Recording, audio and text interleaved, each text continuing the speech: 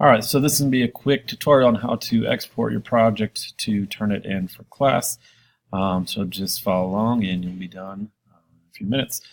So right here in my timeline I have my clips. Let's just assume they're all here. They're where they need to be. Color's good, everything's fixed, and we're ready to go. First thing you want to do is make sure that you have clicked in your timeline. Again, you've got this yellow outline. That means that I am currently clicked in the timeline, or if I were to click up here, now the yellow line's up there and so forth. So click in the timeline, that's step one. Step two is that you have this bar up here. I can move this bar, I can shorten this bar, I can make it longer.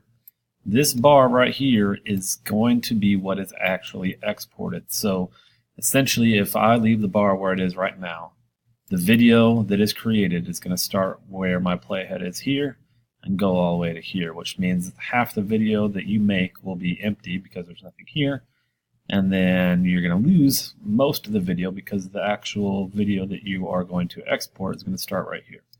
So after you have clicked in your timeline, go ahead and make sure that this starts at the beginning and make sure that this ends where your actual last clip is. So we are ready to export. So from here you go up to File, Export, Media. There's a lot of settings, there's different ways we could do this, but for the purposes of this class, just follow along. For the format, lots of options. Just go straight to H.264.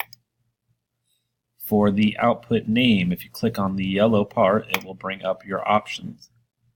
Go ahead and rename it so if it needs to be. So this would be, for instance, Cruise Music Video, and put it into your folder. So again, go to your desktop or wherever you are saving your stuff. Here's my folder, and I will hit save. So I've renamed it and I've made sure that it is in my folder. Again, it is in the desktop and it is in my folder, and we are good to go there. Alright, from there we'll go ahead and come down. We want to be on the video tab here, and we're going to scroll down and just check a few things. Number one, is it at 1920 by 1080? Because it should be. If it's not, you may need to unclick this little link, and then that'll allow you to click on here and change the numbers to what it needs to be. Alright, then double check your frame rate. So right now it's on 29.97. Again, that's 30. If you shot at 24, it would say 23.9 something.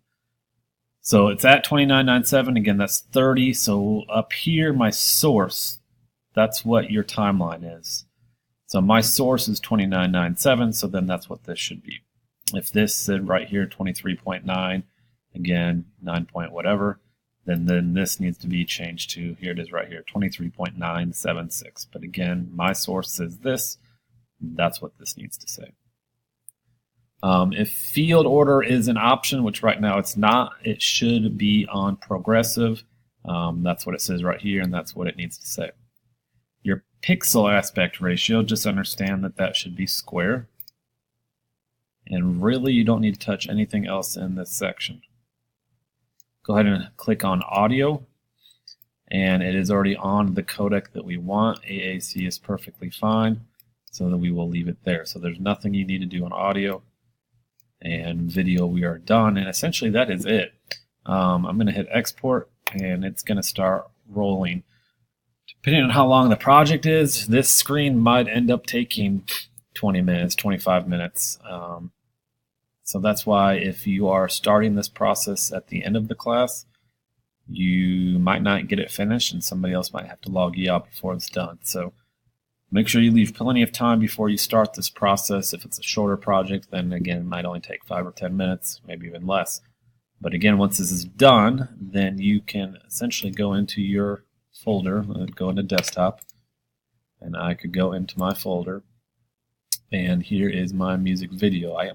I won't be able to click on it right now because it's not done, but when this bar is over, then you will be able to go into your Finder window and double click on this, and you can open up and watch it, which is the last thing you need to do before you turn it in. So double click, watch it when it is finished, once it gets to 100. And that's it. Thank you.